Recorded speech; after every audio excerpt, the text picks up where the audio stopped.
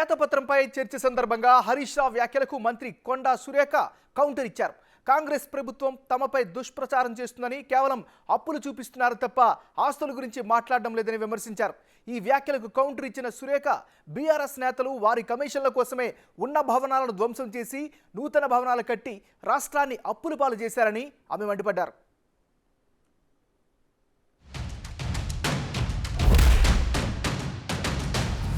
₹54,000 గత 10 ఏళ్లలో capital expenditure చేసినట్టుగా చూపించారు.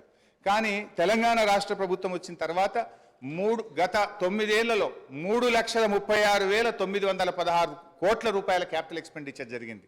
కానీ దీన్ని చూపించే ప్రయత్నం చేయరు.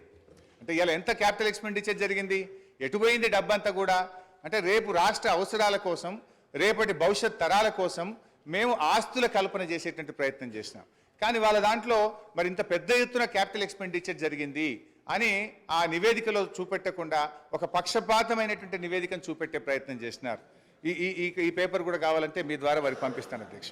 అన్ని బిల్డింగ్స్ కట్టామని చెప్తున్నారు, చాలా సంతోషం అధ్యక్ష. ఏం బిల్డింగ్లు కట్టారు అధ్యక్ష?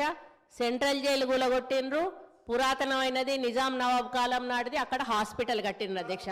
అదే హాస్పిటల్ ఊరవతల కట్టుంటే పేషెంట్లకు కూడా మంచిగా ఉంటుంది అధ్యక్ష. పురాతనమైన జైలు కూడా అక్కడ ఉండేది అధ్యక్ష.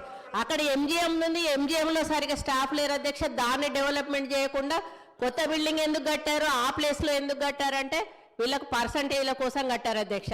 ఈరోజు సెక్రటేరియట్ పాత భవనాన్ని కూలగొట్టారు అధ్యక్ష. అంత పెద్ద భవనాన్ని, అన్ని కోట్ల విలువైన భవనాన్ని కూలగొట్టాల్సిన అవసరం ఏముంది అధ్యక్ష? దాన్ని ఇంకొక గాంధీ హాస్పిటల్లో, ఇంకొక నిమ్స్ హాస్పిటల్లో చేసి పేదవాళ్లకు హాస్పిటల్ని కేటాయించి ఈ సెక్రటేరియట్ బిల్డింగ్ ఇంకా ఎక్కడైనా కట్టుంటే అదే ఆస్తి కూడగట్టినట్టు. ఉన్న ఆస్తులను ధ్వంసం చేసి కొత్త ఆస్తులు కట్టుకున్నది ఎవరి కోసం? మీకోసం కట్టుకున్నారు, మీ పర్సంటేజ్ల కోసం కట్టుకున్నారు. ఈరోజు డబుల్ బెడ్రూమ్ ఇల్లు ఎక్కడా కూడా నిరుపేదలకు కట్టలేదు అధ్యక్ష. 100 సార్లు నేను సీఎం గారిని, గత సీఎం గారిని అడిగాను అధ్యక్ష. స్థలాలున్న వాళ్ళకి ఒక 3 లక్షలు 4 లక్షలు ఇవ్వండి, వాళ్ళు ఒక్క షెడ్ అన్న వేసుకుంటారు అంటే మేకెక్కడ ఉండాలి, కోడెక్కడ ఉండాలి, అల్లుడెక్కడ ఉండాలి, బిడ్డ ఎక్కడ ఉండాలి, డబుల్ బెడ్రూమ్ ఇల్లు కట్టిస్తా అని కనీసం ఒక 100 బెడ్రూమ్ హౌజులు కూడా ఒక్కొక్క నియోజకవర్గానికి ఇవ్వలేదు అధ్యక్ష. ఆ ఇచ్చిన బెడ్రూమ్ ఇల్లు కూడా ఈరోజు ఎలక్షన్ల ముందు వాళ్ళ కార్యకర్తలకు మాత్రమే ఇచ్చుకున్నారు అధ్యక్ష. నిరుపేదలకు ఎవరికి ఇవ్వలేదు అధ్యక్ష. ఈరోజు బోర్బండ పోదాం అధ్యక్ష, ఇక్కడ నుంచి బోర్బండకి వెళ్దాము. అక్కడ వాళ్ళు టైల్స్ వేసుకొని, వాళ్ళు షెల్ఫ్లు కట్టుకొని 10-10 వేలకు కిరాయిలకు ఇచ్చుకుంటున్నారు అధ్యక్ష డబుల్ బెడ్రూమ్ ఇల్లు.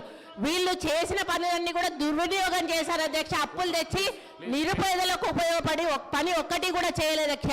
స్కూళ్ళు డెవలప్ చేయలేదు, ఉన్న హాస్పిటల్ డెవలప్ చేయలేదు, హాస్పిటళ్లలో స్టాఫ్ను రిక్రూట్ చేయలేదు.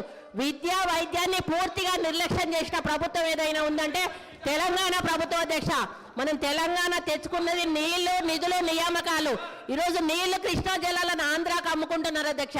ఒక్కటి నేను అడుగుతా అధ్యక్ష, పక్క రాష్ట్రాలు అన్నప్పుడు ఫ్రెండ్షిప్గా ఉండాలి అధ్యక్ష. సీఎం కేసీఆర్ కుటుంబం అయ్యో జగన్మోహన్ రెడ్డి ఇంట్లో భోజనం చేస్తారు అధ్యక్ష.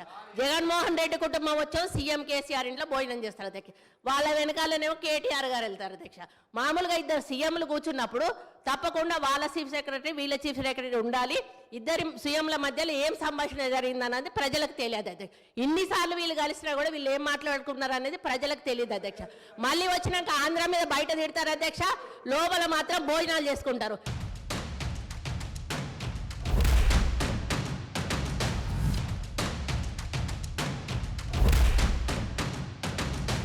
సంక్షేమ కార్యక్రమాలు కానీ, అభివృద్ధి కార్యక్రమాలు కానీ ఎక్కడ కూడా ఆగకుండా మేము ముందుకు పోయినటువంటి పరిస్థితి.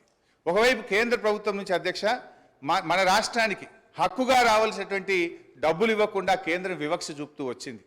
మేము అసెంబ్లీలో ఇక్కడ పోరాడినాం, కేంద్రంలో మా ఎంపీలు పోరాడినారు. కానీ ఇదే కాంగ్రెస్ పార్టీ నాయకులు కానీ ఢిల్లీలో ఏ రోజు కూడా ఈ రాష్ట్రానికి రావాల్సిన హక్కుల గురించి, నిధుల గురించి మాట్లాడినటువంటి పరిస్థితి లేదు అధ్యక్ష. ఈరోజు 1,00,000 కోట్ల రూపాయలు పైగా, ఉదాహరణకు అధ్యక్ష ఈరోజు కమిషన్ నుంచి మన రాష్ట్రానికి రావాల్సిన 894 కోట్లు ఇవ్వలేదు అధ్యక్ష. ఈ రోజు మోడీ గారితో మీరు సత్సంబంధాలు ఎందుకు పెట్టుకోలేదు? ఈ రోజు యాదాద్రి విషయంలో చిన్నజీయర్ స్వామిని ఎంకరేజ్ చేశారు. ఈ రోజు ఆయన ఎక్కడో ఒకటి కట్టుకుంటే అక్కడ మోడీని పిలిచిండని ఈ రోజు మోడీని పక్కకు పెట్టేసి మోడీతో సంబంధాలు లేకుండా సెంట్రల్ ఫండ్స్ తెచ్చుకోకుండా ఈ రోజు కేంద్రం ఇవ్వడం లేదని బదనాం చేయడం తప్ప అధ్యక్ష. ఈ రోజు కేంద్రాన్ని దూరం పెట్టింది వీళ్ళు, కేంద్రం ఫండ్స్ ఉపయోగించుకుంది వీళ్ళు. చాలా ఫండ్స్ ఈ రోజు రిటర్న్ పోయినాయి అధ్యక్ష, కేంద్ర ప్రభుత్వ నిధులు. దాని వైఫల్యం పూర్తిగా గత ప్రభుత్వం అని నేను చెప్తా ఉన్నాను అధ్యక్ష. దయచేసి ప్రగల్భాలు పలగకండి.